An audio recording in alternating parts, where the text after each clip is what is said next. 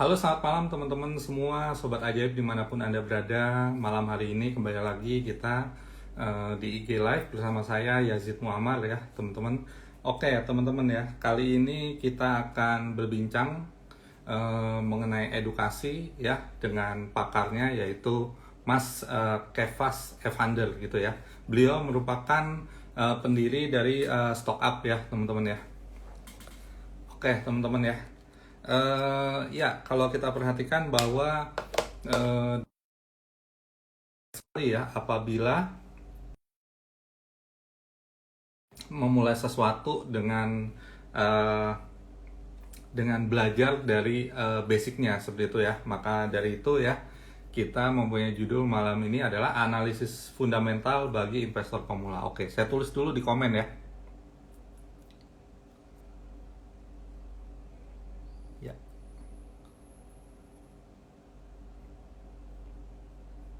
Oke, judulnya sudah saya pin ya, teman-teman ya. Kita menantikan Mas Kefas Evander ya. Oke, tampaknya beliau akan bisa segera hadir nih ya. Kita sambut aja nih.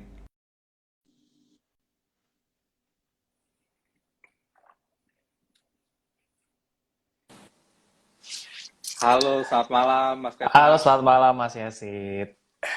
Gimana kabarnya nih Mas? Sehat, sehat. Ya. Agak-agak mendung aja cuacanya nih, jadi agak-agak ya gloomy-gloomy. Oke, tapi masih semangat kan Mas ya? Semangat Eh, dong. Mas, kita kan masih era pandemi nih ya. Udah kalau nggak salah udah ya kira-kira hampir 2 tahun lah di Indonesia gitu. Kira-kira produktivitas nih menurun apa enggak nih? Atau justru lebih banyak bikin video edukasi, bikin konten-konten kreatif gitu. Iya, lebih campur aduk sih. Kalau lagi produktif, produktif. Kalau ada waktu karena banyak di rumah, memang banyak godaan untuk nyantai, tapi ya usahain apa yang mau kita capai, ya dilakuin aja. Gitu. Oke. Jadi apa diri sendiri itu harus dibangkitkan semangatnya gitu ya Mas ya. Iya, iya, iya. Mas, kalau influencer gitu Sabtu Minggu libur nggak sih Mas? Atau banyak acara nih? Sabtu Minggu ya tergantung Ya. sih ya, tergantung lah. Kalau kalau memang ada deadline konten yang dikerjain ya harus dikerjain juga. Kalau nggak ada deadline konten ya bisa nyantai juga. Ya, yang penting Oke, time jadi management lah. uh, Mm-mm. time management ya. Oke, jadi buat teman-teman yang kerjanya influencer atau berwira swasta gitu ya, jadi harus time management, semangat tuh harus dijaga ya teman-teman ya. Ya, Oke, Mas, kali ini kita mau tanya-tanya Mas Kevas nih soal oke.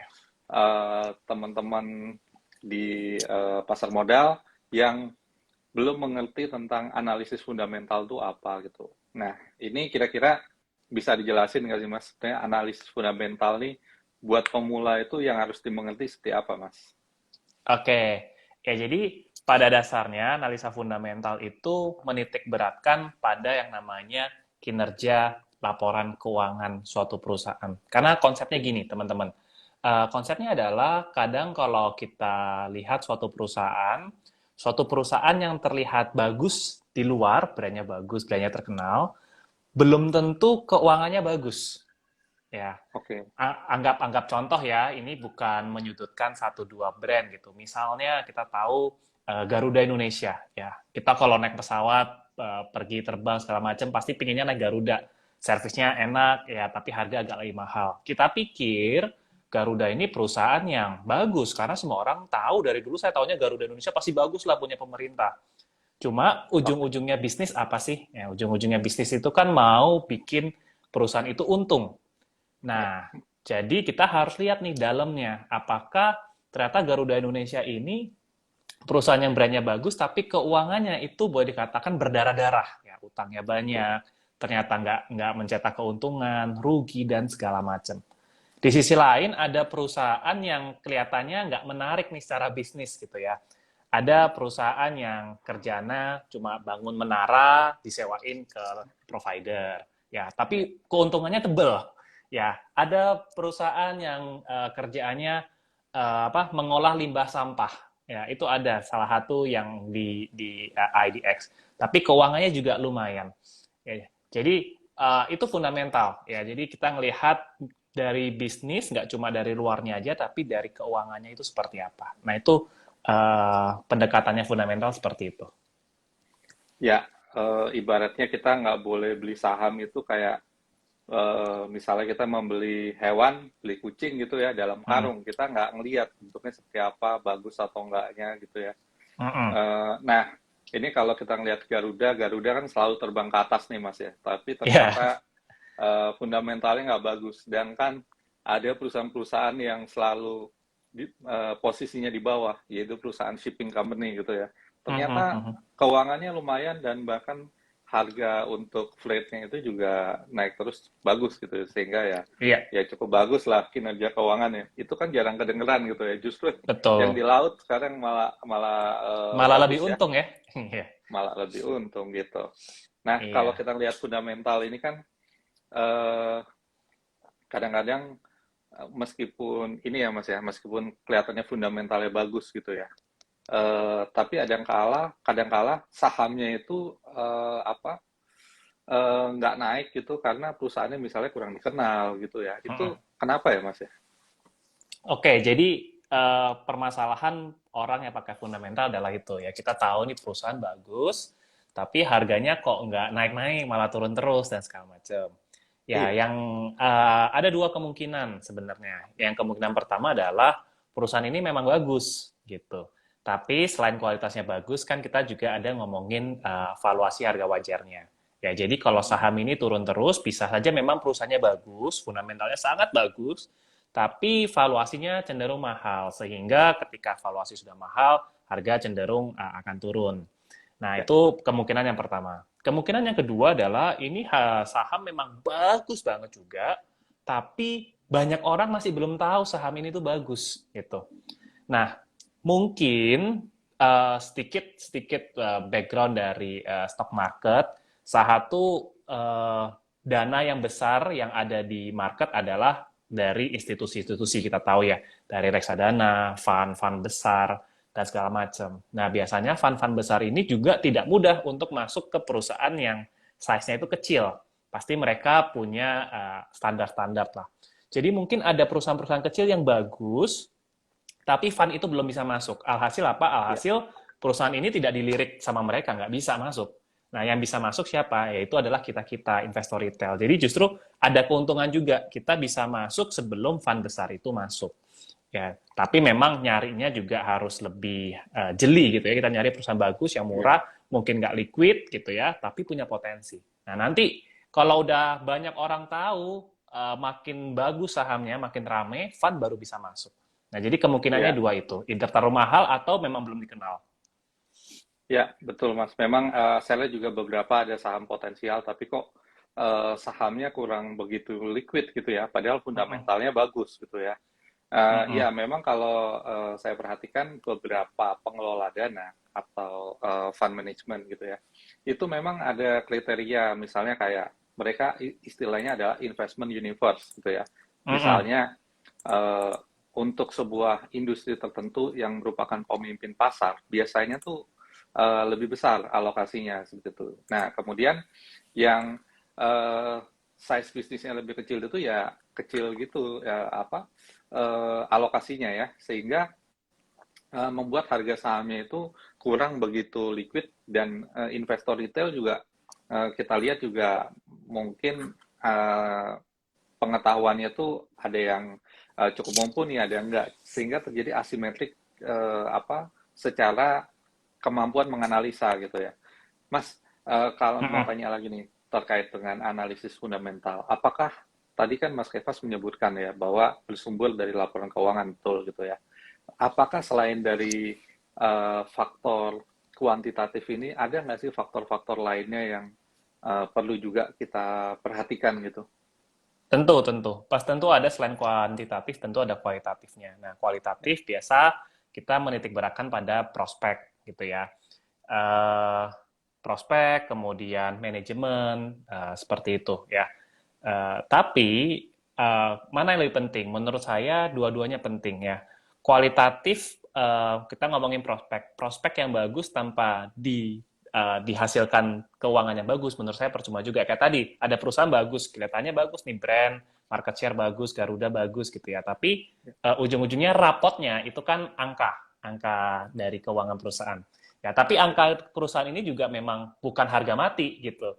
Kalau memang ada story masa depan yang bisa lebih baik, pengelolaan hutang yang lebih baik, itu juga bisa juga. Jadi tentu aja dua ini harus dikombin, nggak bisa sendiri-sendiri gitu. Perusahaan bagus dikelola sama manajemen yang nggak bagus juga susah juga gitu. Jadi harus dua kesinambungan.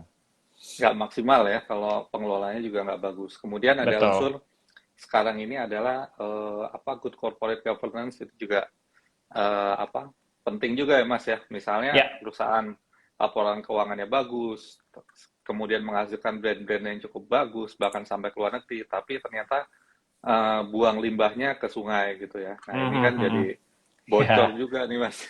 Kayaknya saya tahu tuh perusahaan apa tuh. Oke.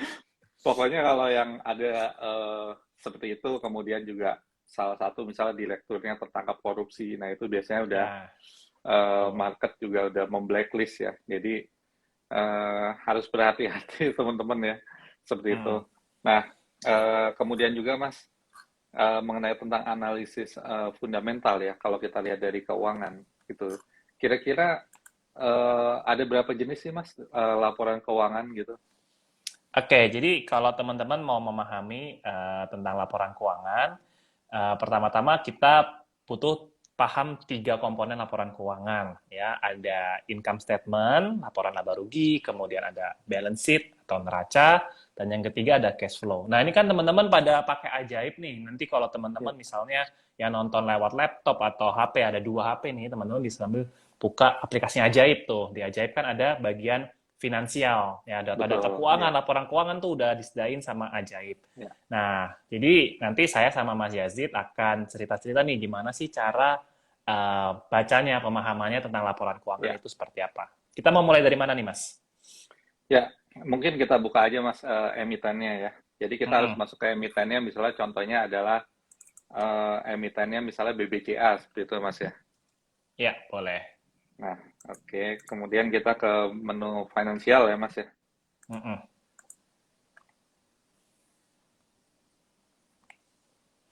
Oke, ini teman-teman saya sambil flip screen deh buat teman-teman biar tahu nih ya, Ajaib aja udah nyediain nih fitur-fiturnya. Ya, Ya, ya ini ya. Ini sayang kalau nggak dimanfaatkan ya teman-teman ya. Sebetulnya Ajaib itu aplikasinya maupun di webnya itu didesain untuk kita secara mandiri itu mampu menganalisa saham-saham potensial yang akan kita jadikan investasi kita kayak gitu ya. Nah ini mm-mm. mungkin kalau saya dari oke Oke, jadi teman-teman bisa cek di web dan app-nya Ajaib. Nah, mungkin kita bahas dari ya ininya dulu kali ya, dari income statement ya. oke income statement mas. Oke, jadi income statement ini itu gini, kalau laporan keuangan biasa kalau Ya teman-teman buka filenya itu selalu dimulai dari balance sheet, dari neraca dulu. Cuma eh, biasanya orang langsung ngebet lihat ke income statement. oh, Ya, jadi menurut saya income statement ini memang bagian yang menarik. Ya, jadi income statement ini eh ya tujuannya adalah untuk nunjukin kinerja perusahaan gimana sih atau seberapa banyak sih keuntungan yang memang bisa dihasilkan dalam satu periode ya berapa ya pendapatannya, berapa beban yang harus ditanggung, berapa keuntungannya. Nah, ya orang ini sambil tips and trick juga ya, gitu ya. ya Orang biasa akan kebanyakan langsung lihat pokoknya laba bersihnya berapa sih gitu. Ya kan, yang penting laba bersihnya naik. Nah, teman-teman memahami laba bersih juga nggak boleh langsung telan mentah-mentah gitu ya. Kenapa? Karena eh, dalam komponen laba bersih bisa aja ya kadang-kadang ada penghasilan atau beban lain-lain yang sifatnya besar sekali yang membuat seakan-akan perusahaan itu bisa untungnya naik drastis ya di luar dari kegiatan utama perusahaan. Nah, itu bisa aja. Ya, jadi ngelihat income statement nggak bisa langsung dari bawah dari laba bersihnya. Tetap teman-teman perlu lihatnya dari atas, dari penjualan. oke Ya, penjualan itu kan kegiatan utama perusahaan, gitu ya. Perusahaan pokoknya mau nggak mau harus jualan dulu. Kalau nggak jualan nggak dapat duit. Nah, Jadi tentu indikator yang bagus adalah ketika perusahaan itu bisa meningkatkan revenue-nya. Ya. Nah, perusahaan bisa meningkatkan revenue-nya. Buat saya, indikator yang bagus ketika perusahaan itu bisa meningkatkan revenue-nya kalau bisa di atas pertumbuhan Indonesia. Misal pertumbuhan Indonesia 5%, berarti harusnya lebih bagus daripada itu. Kalau enggak, itu ya ibarat kayak rata-rata. Ya, kalau bisa double digit lah minimal. Itu menurut saya adalah ciri-ciri perusahaan yang bagus. Ya. Kemudian dari penjualan itu kan harus dikurangin sama beban pokok gitu ya. Nah, beban pokok tuh ya beban-beban yang berkaitan dengan produk atau jasa yang dijual, barulah kita lihat dapat laba kotor. Nah, laba kotor dikurangin dengan beban operasional, dapatlah laba operasi. Nah, selain laba bersih yang dilihat, laba operasi ini menurut saya penting juga untuk dilihat.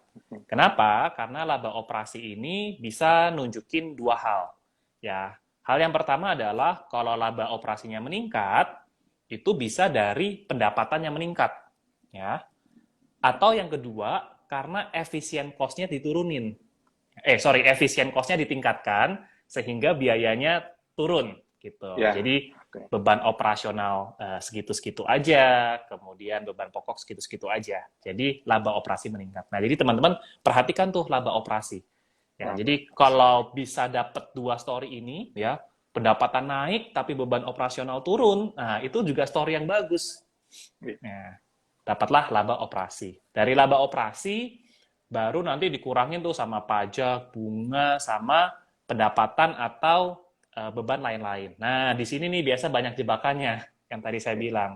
Ya, tiba-tiba ada revaluasi aset, tiba-tiba ada jualan aset, penghentian operasional perusahaan, seakan-akan laba bersihnya jadi melonjak gak karuan atau turun Iya. gak karuan. Nah, itu jebakannya di situ. Yang namanya perusahaan kan pasti menjual ya Mas ya. Ya, Jangan-jangan yang dijual itu bukan produknya, tetapi justru betul. mesinnya, tanahnya kayak gitu. Jadi Mm-mm. kelihatan penjualannya meningkat. Padahal Iya, itu bukan murni daripada bisnis perusahaan itu sendiri gitu ya. benar, Ya benar memang banget. kadang-kadang in case memang ada ya seperti itu yang baru-baru ini terjadi itu kan di Indosat ya. Indosat merasa Ya, bahwa mengelola menara itu tidak efisien sehingga perlu dijual kayak gitu ya. Nah itu uh, hasil penjualan menaranya tuh kemarin buat ini ya Mas ya, dibagikan sebagai dividen gitu ya, sehingga mm-mm. dividennya itu gede banget kalau nggak salah ada satu lagi dividen bonus itu bisa nyampe sekitar Total-totalnya 20%. 20%. Iya, betul. Betul ya. Mm-mm. Jadi kita nggak boleh terkecoh nih. Nah ini contohnya nih teman-teman ya, di aplikasi Ajaib Ya, kita bisa tarik nih income statement nih. Ini bisa sampai 5 tahun ke belakang teman-teman, gampang banget. mm-mm. Kemudian kita bisa ngelihat juga contohnya misalnya BCA. BCA ini bagus ya karena revenue-nya selalu bertumbuh tuh. Yang bar yang warna biru gitu ya. Kemudian yang hijau ini adalah net income. Net income-nya juga naik terus kayak gitu ya. Cuma profit margin memang ada sedikit ya ada penurunan kayak gitu ya. Semenjak tahun 2018 mungkin karena efek daripada perang dagang dan juga pandemi COVID-19 gitu ya. Mm-mm. Kemudian kita turun lagi nih ada balance sheet juga nih Mas. Kelihatan bahwa total asetnya naik terus. Eh, kemudian debt to equity ratio juga sempat turun, kemudian naik lagi nih untuk Ini ya. ya tuh Nah, nih. untuk BBCA nih. Kemudian BBCA ini cash flow-nya selalu positif ya kalau kita lihat ya. Ini yang di bawahnya lagi nih Mas ya, yang Ya. cash flow tuh yang berwarna biru itu ya.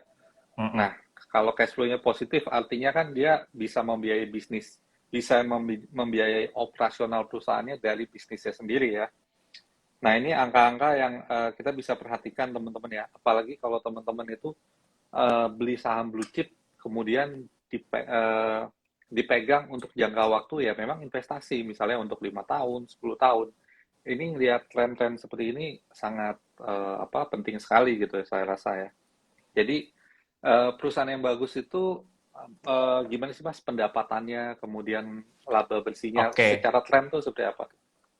Oke. Yang pertama tadi ya kita baru dari income statement, tentu yang paling saya suka tadi tipsnya revenue harus naik. ya kan? Iya, Revenue, jadi betul. kalau bisa cari, tadi kalau lihat grafik yang ada di app-nya Ajaib, cari aja yang Ya, terus bertumbuh. Ya, kecuali tahun 2020 itu boleh jadi exception lah, atau pengecualian lah. oke. Ya, 2020 itu memang banyak bisnis struggle. Tapi kalau tahun 2020-nya growing, itu berarti perusahaannya kuat. Ya, maksudnya masih bisa bertahan sangat bagus. Jadi Ya, pendapatan harus naik. 2021 memang kayaknya kita belum pulih-pulih banget. Jadi mungkin growth-nya juga, kalau ada yang bagus ya berarti bagus perusahaannya. Kalau ada yang struggle, mungkin harus lihat 2022 sekali lagi. Karena ya 2 tahun ini kan kita benar-benar masih belum pulih lah dari kondisinya. ya, Tapi gara-gara 2020 pandemi, kita juga bisa mundur sebenarnya. Ya udah lihat aja 5 tahun sebelum 2019 perusahaan itu growing nggak ketika situasi ekonomi itu lancar-lancar aja gitu. Nah jadi tadi ya harus naik terus net profit dan laba operasional juga harus naik gitu ya. Nah tapi dengan dengan catatan harus hati-hati dengan jebakan-jebakan laba bersih tadi. Nah itu ciri-ciri yang oke. pertama. Yang kedua, kalau mau cari perusahaan yang relatif aman, karena kalau teman-teman tahu, banyak perusahaan kadang bisa kena suspend, kemudian harga sahamnya drop, itu gara-gara kebanyakan hutang. Ya, gara-gara kebanyakan hutang ini, Oke. sehingga perusahaan itu nggak bisa bayar hutangnya. Akhirnya sampai ada yang harus disuspend dan segala macam. Jadi kalau mau aman, teman-teman cari di bagian balance sheet, jumlah ekuitasnya itu harus minimal sama dengan liabilitas. Jadi kalau bisa liabilitas Oke. tidak lebih tinggi daripada uh, apa namanya daripada ekuitasnya. Itu menurut saya sudah sangat aman ya.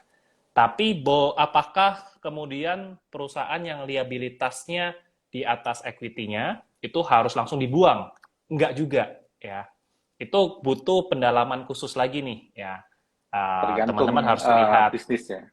tergantung Tergantung bisnisnya, bisnisnya, betul. Kalau tergantung perusahaan sektor.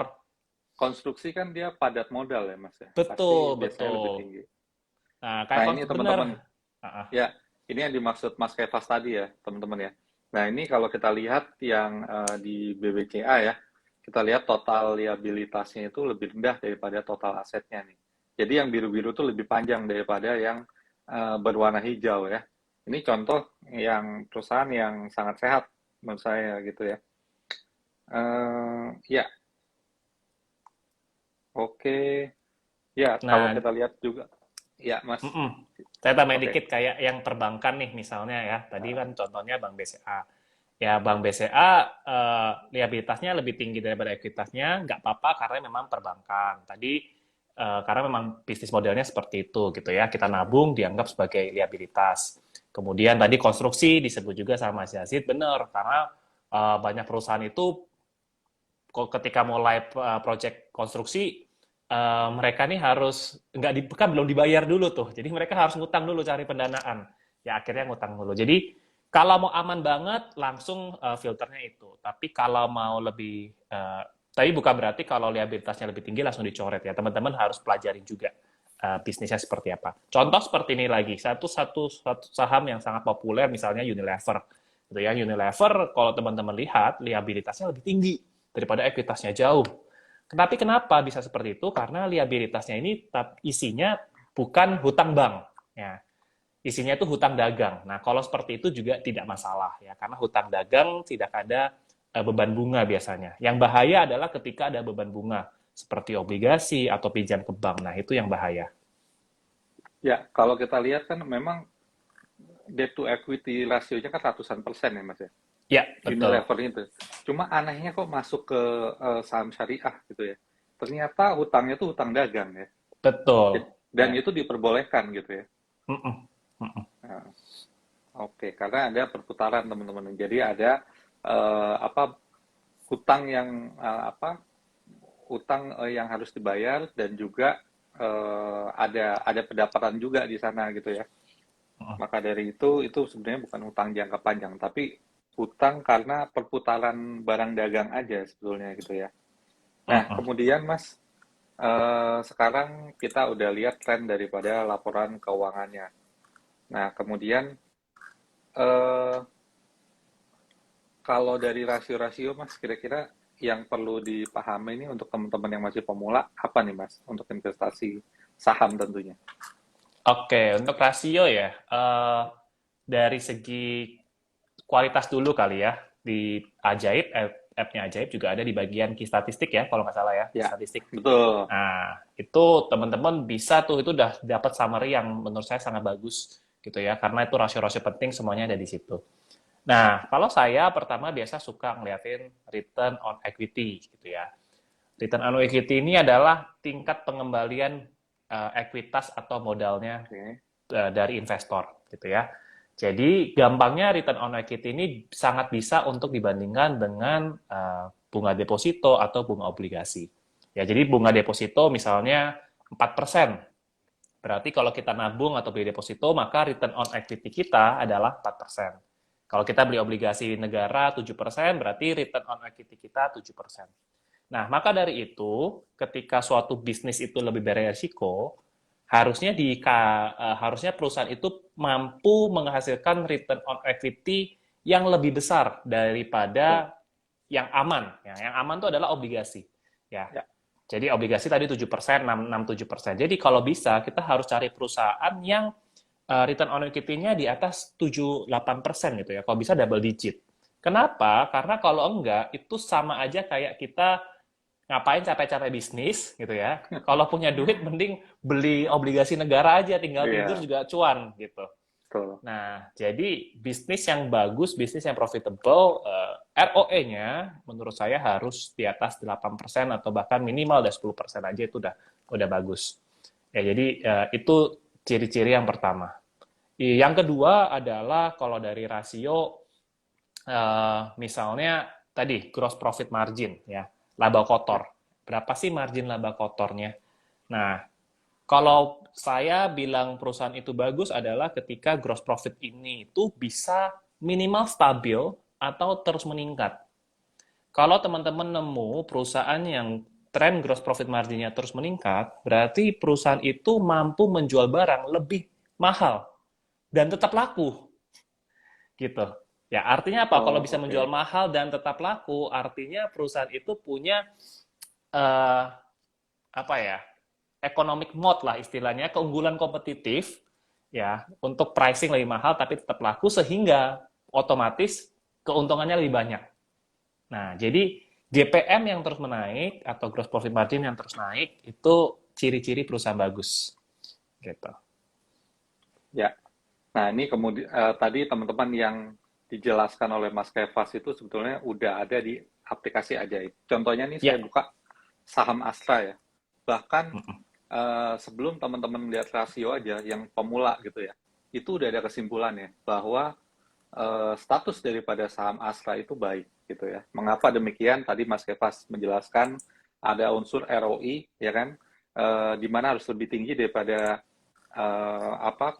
daripada kupon obligasi ya. Saat ini ada di 6,1% kalau nggak salah ya.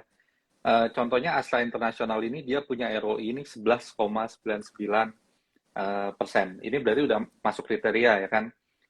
Kemudian GPM ya. GPM-nya tuh dia tinggi, di atas 20%. Dan itu konsisten. Artinya dia bisa menjual barang dengan harga yang mahal, dan itu masih tetap laku. Kita lihat mobil tetap laku, barang-barang Astra tetap laku kan. Teman-teman tinggal pencet aja, lihat detail di bagian yang GPM di atas. Itu ada historicalnya. Ya. Ada historicalnya dari kuartal 1, 2, 3 bisa, kemudian kita pilih tahunan juga bisa kayak gitu. Ini kalau teman-teman skripsi ini bisa dapat data gini juga bagus ya, nggak usah capek ngitung juga nih. Nah, Ajaib itu sebetulnya disetting buat teman-teman melakukan analisa gitu ya. Jangan terus-terusan FOMO. Sekali-sekali memang investasi itu harus belajar ya, supaya kita yakin apakah saham yang kita beli ini berkualitas apa enggak gitu ya. Nah, Ajaib menyimpulkan melalui uh, apa tingkatan-tingkatan atau ranking yang ada, itu ada namanya competitive ranking gitu ya. Dan Astra ini masuk yang di sektornya 30 teratas lah ya, yang rasio-rasionya itu baik. Kemudian Astra ini mempunyai status saham yaitu baik ya. Memang ada di atasnya lagi sangat baik ya, tapi baik itu udah cukup lah buat teman-teman supaya eh, apakah perusahaan ini bagus apa enggak sih, sahamnya bagus atau enggak gitu ya secara fundamental ya. Itu sudah menggambarkan sebetulnya ya di sini ya teman-teman ya. Kemudian di bawahnya ada valuation nih Mas. Mungkin bisa dijelaskan mengenai tentang tadi EPS, kemudian ada PBV, ada price to Oke. earning ratio. Ini apa sih Mas sebenarnya? Oke, jadi kita mulai dari yang di Acep nih, yang paling pertama ini EPS ya. Jadi EPS. EPS ini adalah earnings per share, artinya jumlah keuntungan per lembar saham. Ya. Betul. Jadi satu saham itu mewakili berapa rupiah keuntungan gitu ya. Ya nilainya kecil tuh, mungkin cuma ada yang 100 perak, 200 perak, 300 perak ya, karena kadang jumlah lembar saham perusahaan tuh bisa sampai miliaran ya. Jadi seakan-akan sebenarnya angka IPS itu tidak berarti apa-apa ya, hanya sekedar berapa sih keuntungan per lembar saham. Ya, tapi angka IPS ini bisa menjadi arti ketika dibandingkan dengan harganya, ya harga jual sahamnya. Kita ambil contoh tadi buka saham apa Mas? Misalnya Astra ya. Sorry. Astra Mas, ASII. Oke ya. Kita lihat nih, misal Astra IPS-nya 399 atau kita buletin aja Betul. 400 lah ya. Nah, Ya. 400 ini itu nggak berarti apa-apa. Ya. Bisa berarti apa-apa ketika misalnya angka 400 ini ternyata memang naik terus nih 5 tahun terakhir. Mungkin sebelumnya dari 300, 320, 360, terus sampai 400. Nah, itu berarti earnings-nya makin naik. Ya, kemudian dibandingkan dengan harga. Ya, harga Astra sekarang 5.700, ya kan? Nah, Ya. maka harga ini bisa dibandingkan dengan EPS-nya. Dapatlah kita rasio yang namanya adalah price to earnings, ya, Oke. atau PE. Ya. Ya. Berapa sih perbandingan antara harga dibagi dengan pendapatannya? Dengan earnings-nya. Nah, artinya apa? Artinya kalau perbandingannya terlalu jauh, berarti perusahaan ini dijual dengan harga yang sangat mahal. Ya, misalnya kalau Astra ini dijual dengan PE rasio 14 kali. Ada ya di aplikasinya Ajaib gitu Ada. ya. Itu 5.700 bagi 400 saja tuh, pasti dapat 14 sekian. Artinya Betul, apa? Gampangnya gini. Butuh kurang lebih 14 tahun gitu ya. Earnings-nya itu menyamai dengan harga yang kita beli. Gitu. Ya, jadi artinya semakin besar tuh artinya semakin mahal, semakin kecil artinya valuasinya makin murah. Kurang lebih kayak gitu. Ya, meskipun tadi Mas Kefas menjelaskan 14 tahun, tapi kan harus dibandingkan juga ya dengan misalnya perusahaan sejenis yang lainnya. Jangan-jangan betul. ada yang 20 tahun. Jadi kalau ada yang price to earning-nya 20, sedangkan Astra ini 14, berarti kan artinya relatif lebih murah juga ya Mas ya. Untuk tips-tipsnya ya, untuk yang PE rasio ini saya berbagi tips. Tadi yang pertama, berdasarkan parameter absolute number. Absolute number artinya ya udah kita bikin patokan. PE di bawah 10 kali dianggap cenderung lebih murah. Karena kalau tidak ada growth, tidak ada pertumbuhan, maka 10 tahun balik modal. Jadi di bawah 10 biasanya dianggap murah. Itu kriteria absolute. Cara yang kedua, kayak tadi Mas Yasid bilang, kita bisa compare ya dengan teman-teman di industri yang sama. Gitu ya. Kalau ada yang tadi PE 14 kali, tapi teman-teman yang lain dijual 20 kali, 30 kali, ada yang 40 kali, maka 12 kali ini atau 14 kali ini bisa jadi perusahaan yang lebih murah gitu. Tapi tetap hati-hati ya. Tadi kita ngomongin kalau fundamental itu ada kualitas dan ada harga. Ya, jangan sampai memang nih harganya murah, valuasinya paling murah, tapi mungkin kualitasnya memang jelek. Ya, maka ada salah satu tips juga yang ketiga adalah dari saya, biasanya bisa dibandingkan dengan growth-nya, growth earnings-nya. Artinya gini, kalau PE 14 kali, paling gampang adalah kita bisa expect pertumbuhan perusahaan ini, kalau earnings-nya growth 14%, jadi growth-nya 14% dijual dengan PE 14, maka itu boleh dikatakan murah. Gitu ya, karena sebanding antara earnings dan antara growth-nya. Ya, itu biasanya kalau kita anggap murah adalah ketika growth dan earnings itu 1:1 atau bahkan kurang. Dan kita anggap mahal itu ketika growth-nya itu setengah dari PE-nya. Jadi contoh tadi PE-nya 14, anggap gini, ada PE 10 kali gitu ya. Kelihatannya murah nih, tapi growth-nya cuma 2% setahun. Nah, itu jadi mahal. Ya, karena earnings-nya nggak bisa naik banyak gitu. Nah, itu kan PE-nya tuh 5 kali lebih tinggi daripada growth-nya. Itu jadi mahal. Ya, padahal seakan-akan nilainya kecil. Jadi itu tipsnya buat PE ratio. Oke. Kalau PBV gimana, Mas? Oke, kalau PBV, tadi ada earnings per share. Kalau PBV kita lihat dari book value per share. Ya, book value itu gampangnya adalah ekuitas. Ya, kalau di neraca itu ada aset sama dengan liabilitas tambah ekuitas. Nah, ekuitas ini dibagi per lembar saham. Sama juga nih, ekuitas tidak berbicara apa-apa, nggak ada artinya. Ya, kecuali dibandingkan dengan tahun-tahunnya sebelumnya atau dibandingkan dengan harga. Nah, kalau harga dibandingkan dengan book value, maka kita dapat yang namanya PBV. Nah, jadi anggap gimana ya? Saya contohnya misalnya gini deh, saya punya buku nih Mas, ya kan? Saya bikin buku ini modalnya 10.000. Ya, jadi saya bikin buku ini modal 10.000. Nah, kalau saya jual ke Mas Yazid atau ke teman-teman, buku ini saya jual 20.000, Mas Yazid mau beli nggak? Nggak mau, Mas. Nggak mau, mahal ya? Iya. Kenapa? Karena buku ini dibikin dengan modal 10.000 dijual 20.000. Nah, artinya PBV-nya sebenarnya ya, itu 2 kali. Ya, 2 kali. ekuitasnya 10.000 dijual dengan 20.000. Ya, itu jadi 2 kali. Ibaratnya seperti itu. Ya, tapi kalau buku ini saya jual 10.000 juga masih mau nggak, Mas? Oh, rasanya mau, Mas. Rasanya mau ya, karena Iya. ya harganya sebanding lah ya dengan modalnya gitu kan. Jadi PBV 1 kali artinya ya, ekuitasnya 10.000 dijual 10.000. Jadi biasanya patokan perusahaan itu dijual di harga yang cukup murah adalah ketika PBV-nya itu 1 kali. Ya, kalau di bawah 1 kali itu ibarat saya bikin modal buku ini aja 10.000, saya jual ke Mas Yazid 3.000, mau nggak Mas? Mau banget. Mau banget ya, modalnya 10.000 saya jual 3.000. Nah, itu PBV 0,3. Ya. Oke.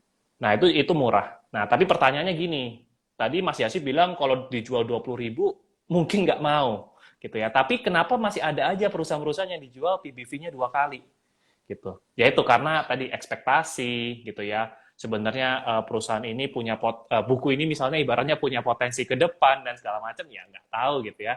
Tapi secara pencatatan akuntansi kurang lebih seperti itu. Ya, tadi kan rumus daripada PBV itu kan harga dibagi dengan book value. Book value itu ada unsur ekuitas ya, Mas ya. Ya. Dan juga jumlah lembar saham yang diterbitkan gitu ya. Nah, kalau kita lihat saham-saham digital saat ini, Mas, itu kan ya mereka kalau kita lihat dari ekuitasnya gitu kan pertumbuhannya tuh bahkan ya nggak naik gitu ya, atau laba bersihnya nggak ada kayak gitu ya. Nah itu kan menjadi mahal tuh PBV-nya kayak gitu ya. Nah itu kira-kira secara fundamental pandangannya seperti apa ya? Iya, kalau dilihat ya itu menurut saya memang dibilang murah ya enggak gitu. Jatuhnya ya dibilang murah enggak. Karena gini. Kalau mahal udah jelas. Kalau mahal udah jelas. Ada yang nyampe 40. Ada yang nyampe 40 iya, makanya kan? jadi antara make sense nggak make sense. Nah, makanya kan Iya, pertanyaannya kayak tadi. gitu. Pertanyaan tadi, pandangan ke depan gimana nih? Apakah perusahaan ini bisa mencetak laba atau enggak? Karena gini, komponen PBV itu kan ekuitas. Di dalam ekuitas itu sebenarnya cuma ada 2 bagian doang yang paling besar. Satu adalah modal sendiri, jadi modal yang ditanam investor sama modal awal, atau yang kedua adalah return earnings. Laba yang ditahan. Nah, kalau saya sebenarnya saya bilang nggak make sense ketika return earnings negatif, ya, tapi PBV-nya di atas 1 kali. Artinya, saya nih beli modalnya investor doang loh. Anggap gini nih, kita bikin perusahaan tadi, investor setor 10M. Return earnings masih negatif, nggak ada laba. Artinya yang saya beli itu modalnya pebisnis 10M ini loh. Kalau modalnya pebisnis 10M, saya beli 40M kan ya nggak make sense. Sebenarnya menurut saya. Gitu. Nah, tapi masih ada orang yang mau. Kenapa? Ya karena itu tadi, anggapannya di masa depan, komponen return earnings ini bisa tiba-tiba melonjak, ya kan? Bisa jadi 20M, 30M, 40M, atau meningkat lah istilahnya seperti itu. Ya, makanya itu kan pandangan investor bisa berbeda-beda. Tapi secara kertas, secara teori, itu jatuhnya memang mahal. Gitu. Iya. Ya, buat teman-teman semua, kalau misalnya kita mau beli perusahaan gitu ya, kita beli sahamnya, kita sebetulnya sebagai owner loh gitu ya. Jadi kita lihat di bursa itu banyak sekali saham-saham yang PBV-nya tuh di bawah 1 gitu ya. Dan sebetulnya kita kan juga nggak ikut campur di dalam, meskipun kita pemilik saham, kita nggak ikut campur dalam operasional bisnisnya mereka gitu ya. Kita nggak perlu capek-capek mikir ya. Tinggal tunggu aja apakah menghasilkan keuntungan, nanti kita dapat berupa dividen, dan kemudian harga sahamnya juga naik, kita juga dapat capital gain gitu ya. Nah, tapi kalau secara kenyataan gitu ya, kita sebetulnya misalnya kita beli perusahaan lebih mahal gitu ya. Kalau kita benerin, bisa aja itu memang lebih apa ya, akan Ya, lebih profitable sebetulnya gitu ya. betul. Apalagi itu perusahaan termasuk di bidang keahlian kita gitu ya. Tapi kalau kita di pasar modal ya, kita udah jelas, udah murah kok, pilihannya udah ada gitu ya. Jadi kita bisa pilih-pilih lah ya.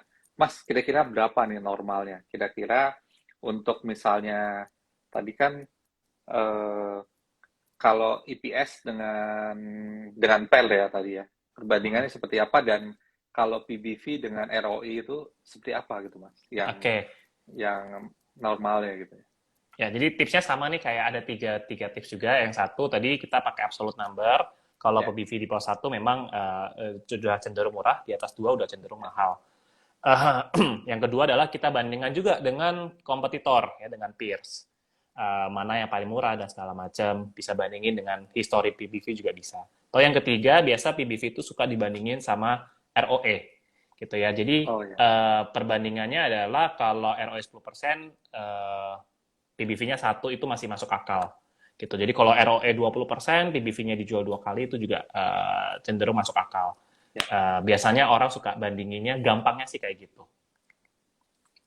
Kalau dengan PER pembandingnya dengan apa Mas?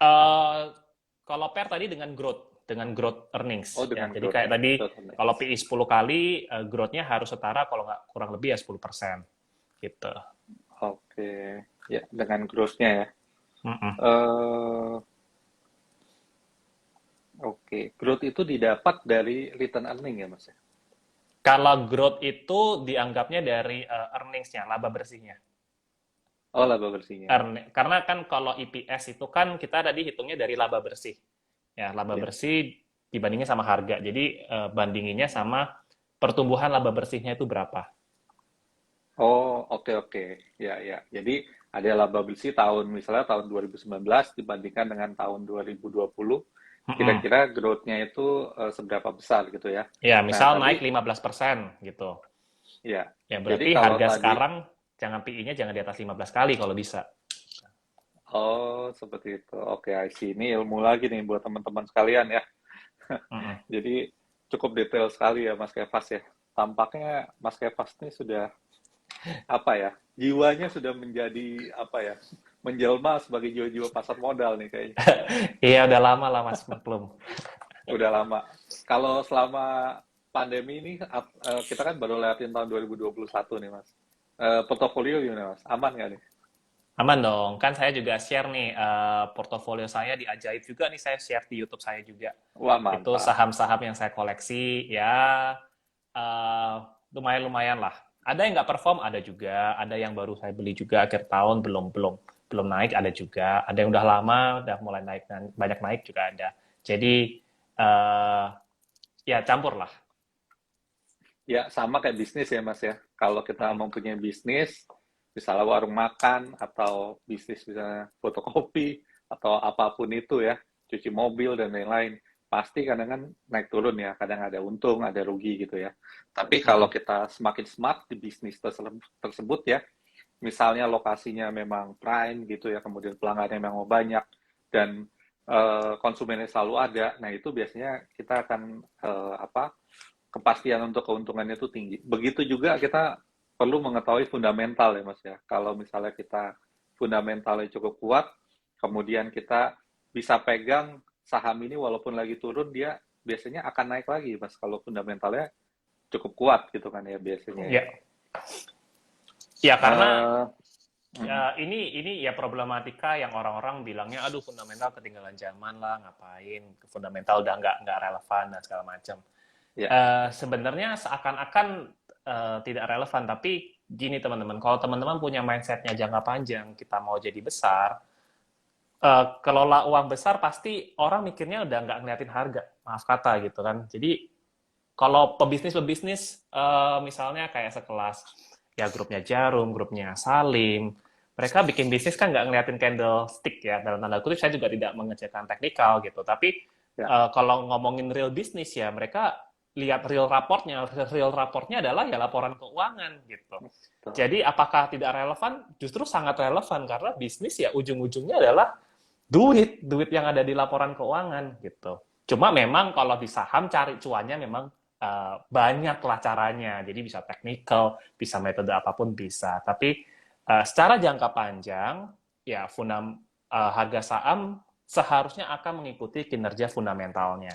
Gitu. Ya. Makanya kalau teman-teman bandingin 10 tahun lalu, 5 tahun lalu, ya saham yang memang konsisten bertumbuh ya akan terus naik juga sahamnya ujung-ujungnya. Gitu. Jadi karena valuasinya tuh menjadi semakin rendah ya. Contohnya misalnya kayak dia memperoleh laba bersih yang bertumbuh, asetnya juga akan bertumbuh. Sehingga valuasinya Betul. bertumbuh, harga sahamnya juga bergerak 45 derajat ke atas ya seharusnya ya Mas. Iya, betul banget. Oke. Tapi memang banyak dipengaruhi oleh faktor global juga ya. Kadang-kadang misalnya Ya, kebijakan The Fed, perang dagang, pandemi gitu ya. Kadang-kadang harganya ya. masih di bawah, justru itu kalau turun itu justru menjadi kesempatan harusnya ya untuk masuk lagi gitu. Nah, Mas, kemudian kalau kita lihat nih, kira-kira di analisa fundamental ini ya, kira-kira selain PE dan PBV, kira-kira rasio apa lagi nih yang bisa kita lihat? Kalau ngomongin harga ya, teman-teman pahami konsep PE dan PBV menurut saya itu udah sangat sangat bisa untuk teman-teman tentuin tuh saham mahal atau murah. Asal teman-teman tadi tahu konsepnya tadi PE atau PB. Paling kalau ngomongin harga ada satu lagi ya di Ajaib juga ada itu namanya Ya, dividend yield. Nah, oke. dividend yield ini cocok buat teman-teman yang memang mau beli saham secara lebih pasif, yang mau menikmati dividen. Gitu ya, karena dividen yield ini itu ibarat kayak tadi kupon obligasi atau bunga deposito. Gitu ya. Misal nih, tadi kita lagi buka Astra, teman-teman lihat ada dividen yield tertulis Ya, 2,3%. Artinya, setahun terakhir, si Astra ini bagiin dividen.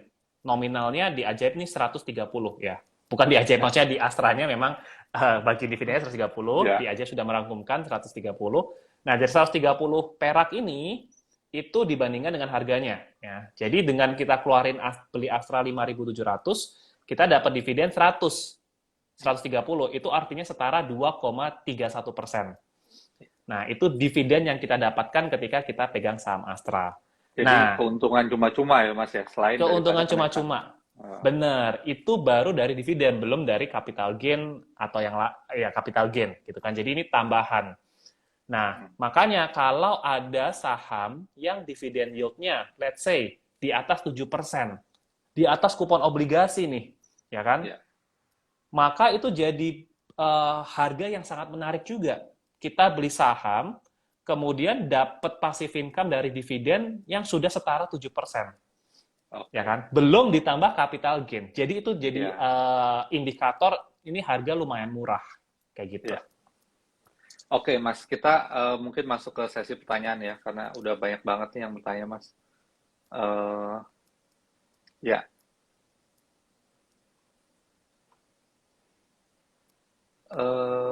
oke. Nah, ini masuk fundamental juga nih, Mas ya. Tapi nanya tentang sektor. Kira-kira sektor yang bagus buat pemula tuh apa gitu? Oke. Sektor yang bagus buat pemula menurut saya perbankan ya. Kan kami. Ya, karena perbankan ini itu bisnis yang memang sangat core di semua negara, sangat penting di semua negara dan sangat profitable juga. Jadi kalau bisa sih pahami perbankan. Dan kalau udah bisa milih perbankan relatif juga lebih aman untuk pegang secara jangka panjang, ya, baik yang syariah maupun non syariah, karena bank yang konvensional tidak syariah. Jadi kalau teman-teman yang penganut syariah nggak bisa beli juga, mau nggak mau harus yang syariah, kayak gitu. Kemudian yang kedua adalah ya sektor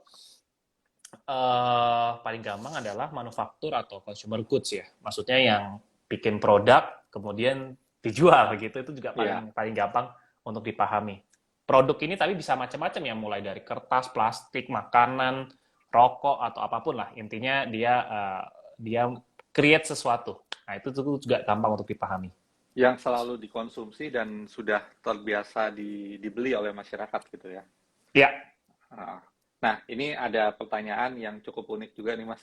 Bagaimana menganalisa secara singkat atau jangka pendek ya, secara singkat untuk memilih saham dalam jangka pendek? Maksudnya adalah menggunakan analisis fundamental nih, gimana, Mas? Oke, ini seru juga nih. Biasanya analisis fundamental buat jangka panjang, tapi ini buat jangka pendek ya. Buat jangka pendek ya, ya tadi ya, kita mesti lihat paling gampang kalau jangka pendek itu menurut saya dibandingin sama kompetitor sih. Jadi gini, ketika ada misalnya ada 3 perusahaan ya, perusahaan A, B, C, ya. Kalau kita lihat sekilas perusahaan A ini punya kinerja yang paling bagus dibandingin teman-temannya.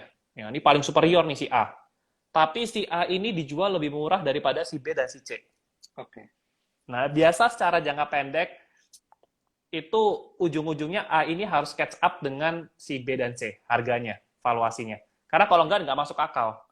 Gitu. Perusahaan yang paling bagus dijual paling murah. Nah, biasa suka catch up. Yang kedua, paling kalau mau jangka pendek ya adalah dekat-dekat pengumuman laporan keuangan. Nah, biasanya dekat-dekat pengumuman laporan keuangan, kalau perusahaan itu memang konsisten growth dan tiba-tiba ada lonjakan earnings, maka ya secara jangka pendek biasa akan banyak dana yang masuk. Oh, ini kelihatan perusahaannya bagus karena barusan bertumbuh. Nah, tapi kalau mau ya itu kita harus nebak nih. Ketika laporan keuangannya keluar, bagus nggak? Kalau kita nebak atau lihatnya setelah, ya kadang suka telat aja, ya kan? Harganya udah naik, oh kita baru tahu, oh ternyata lonjakannya naik gitu ya. Makanya itu penting analisa fundamental supaya kita nggak tahu pasti, tapi kita mencoba memprediksi nih. Kemungkinan besar ini harusnya di kuartal 4 nih laporan keuangannya bakal kinclong nih. Nah, maka sebelum laporan keuangan kuartal 4 itu keluar, udah beli duluan. Biasanya kayak gitu. Ya. Ya, ini ilmu lapangan ya teman-teman ya, yang nggak didapat di buku-buku. Saya juga sangat setuju Mas dengan kedua strategi tersebut. Bandingkan aja dengan perusahaan sejenisnya, kira-kira valuasi PBV-nya gimana, ROI-nya gimana. Kalau ada yang satu yang ketinggalan tuh, nah ini biasanya akan menyusul memang. Kemudian yang kedua tadi adalah ya kita harus menebak lah, kira-kira misalnya kayak bank-bank itu di bulan Februari akan keluar duluan tuh laporan keuangannya. Itu nah itu kita bisa tebak kira-kira mana sih yang kinerjanya bagus gitu ya. Misalnya ada bank yang retail oriented gitu ya, UMKM, kemudian ada yang korporasi. Nah, ini yang bangkit duluan yang mana nih kira-kira. Nah, itu kita bisa nebak-nebak seperti itu ya. Oke, tanya selanjutnya Mas.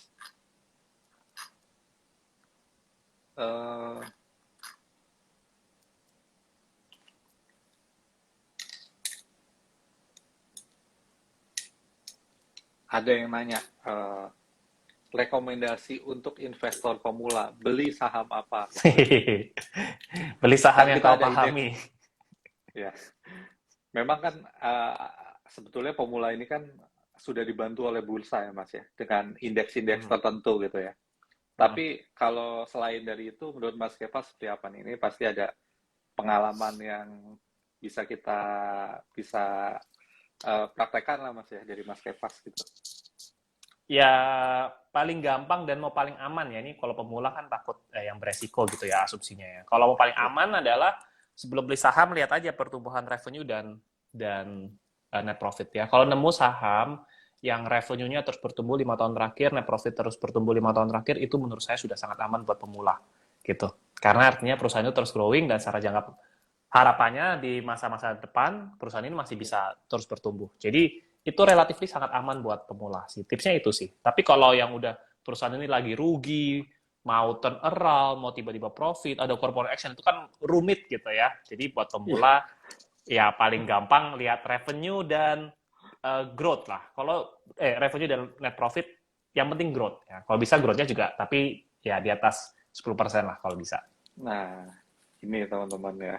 Nah, ini mungkin kita masih bisa ngelihat di saham-saham yang old economy lah. Kalau di new economy, revenue-nya mungkin bertambah gitu ya, tapi dari sisi net profit-nya mungkin nggak bertumbuh gitu ya. Jadi memang ini uh, lain lagi gitu ya. Tapi itu betul sekali ya. Dan mungkin tambahan dari saya adalah buat teman-teman nih yang bagi pemula nggak tahu saham bagus itu apa gitu ya. Sebenarnya bursa tuh udah membuat gitu ya, semacam kayak indeks turunan dari IHSG ya, saham yang bagus-bagusnya itu adalah IDX 30 ya, IDX 30. Tinggal lihat aja di aplikasi Ajaib ya, teman-teman ya. Jadi kalau kita lihat di halaman depan seperti ini ya. Ini kita ke menu yang di bawah nih ya. Ke menu cari dulu, di bawah nih menu cari. Kemudian pilih yang saham. Pilih yang indeks di sebelahnya ya. Yang indeks di sebelahnya gitu ya. Nah, kemudian di bawah chart itu ada indeks saham. Kita klik yang selengkapnya. Itu muncul teman-teman ya, indeks-indeks ya. Ini yang di sebelah kanan nih ada LQ45, kemudian ada IDX 30. Nah, kita pencet IDX 30-nya gitu ya. Keluar nih teman-teman, saham-sahamnya apa aja. Ini bisa dicermati gitu ya. Kemudian cek lagi secara fundamental ke menu key statistik. Status sahamnya tuh apa gitu ya. Lengkap banget nih. Jadi udah dipilih sama bursa, ditambah lagi analisis dari Ajaib. Kalau mau jangka pendek, klik yang teknikal. Ada rangkumannya juga untuk teknikalnya gitu ya. Sebenarnya menarik banget di Ajaib nih kalau dikulik-kulik ya. Kalau teman-teman belajar fundamental, teknikal basic, pakai yang sudah dibuat apa ya? Ibaratnya ini kayak robo advisor juga sebetulnya ya, teman-teman ya. Bisa teman-teman manfaatkan gitu ya. Nah, ini cukup menarik sebetulnya gitu ya. Oke, mungkin ini pertanyaan terakhir Mas dari teman kita gitu ya. Ya, ini yang pemula banget nih Mas. Ada yang nanya, apa yang harus dipelajari tentang saham bagi pemula gitu ya, supaya nggak terjeblos. Ya, karena topiknya analisa fundamental, saya pasti bilangnya analisa fundamental harus dipelajari. Coba gini teman-teman, ya, yang penting buat pemula mau belajar apa ya, tadi belajar fundamental, dan yang penting adalah jangan malas belajar. Kadang baru belajar sedikit, baru belajar, aduh income statement ribet, nggak mau belajar lah, pusing angka-angka. Kadang sukanya gitu, ya kan? Sukanya pusing dulu di awal gitu. Jadi ya pemula ya niatin belajar lah lebih banyak. Kemudian sebenarnya nggak harus fundamental juga nggak apa-apa gitu ya. Ada analisa teknikal ya nggak apa-apa, tapi jangan waduh baru lihat grafik nih chart begini enak gitu, nggak mau belajar ya. Jadi menurut saya justru buat pemula semuanya kalau bisa dipelajarin ya, baik itu fundamental, teknikal, ada bandarmologi atau apapun lah, itu terserah lah. Pelajarin dulu aja. Ya nanti lama-lama teman-teman akan melihat gitu mana yang make sense, mana yang cocok bagi kita gitu kan. Jadi nggak harus semuanya apa ya namanya dibilang kayak semuanya sama juga enggak, pasti strateginya bisa beda-beda. Tapi mau dapetin strategi kita sendiri ya harus pelajarin semuanya sih. Baru dari situ teman-teman bisa milih, ini kayaknya cocok buat saya akan lakuin terus gitu. Jadi harus gigih ya teman-teman ya. Nah, ya, buat teman-teman yang pemula banget nih tadi Mas Kevas bilang harus belajar kayak gitu ya. Nah, buat mungkin langkah awal belajarnya dari aplikasi Ajaib aja, karena mudah teman-teman ya. Pertama secara fundamental, teknikal, fundamental dulu deh. Sudah ada rangkumannya gitu ya. Kemudian sudah ada ranking-rankingnya. Jadi misalnya teman-teman nggak tahu, misalnya tadi ada yang nanya juga tentang ROA gitu ya. Di Ajaib itu suatu saham ROA-nya itu di tingkat berapa itu udah ada teman-teman ya. Jadi teman-teman tuh gampang banget sebetulnya gitu ya. Kemudian kalau mau lebih dibedah lagi, ada ROA misalnya per kuartalnya itu juga ada gitu ya. Itu jadi sedikit-sedikit gitu ya, jangan gampang nyerah, harus gigih juga gitu ya. Karena ibarat nih kita berinvestasi saham nih sama kayak pergi berperang gitu ya. Semakin banyak pengetahuan kita, semakin banyak senjata yang kita bawa, kemungkinan untuk menangnya juga besar sebetulnya gitu ya. Oke, Mas Kefas, ini tampaknya kita sudah di penghujung acara nih, Mas ya. Siap, Waktu juga yang memisahkan kita, mungkin kita bisa bincang-bincang lagi lain waktu ya tentang tentu analisa Mas. fundamental yang lebih dalam lagi ya. Oke, terima kasih banyak ya teman-teman ya. Tadi banyak sekali yang kita kita bisa dapat ya teman-teman ya. Mulai dari kayak teknik membaca laporan keuangan ya secara neraca, kemudian laba rugi ya, kemudian ada cash flow ya, kemudian rasio-rasio tertentu yang perlu dipelajari seperti PER dan PBV, kemudian kita perdalam lagi ya teman-teman ya dengan ilmu analisa fundamental yang lainnya ya.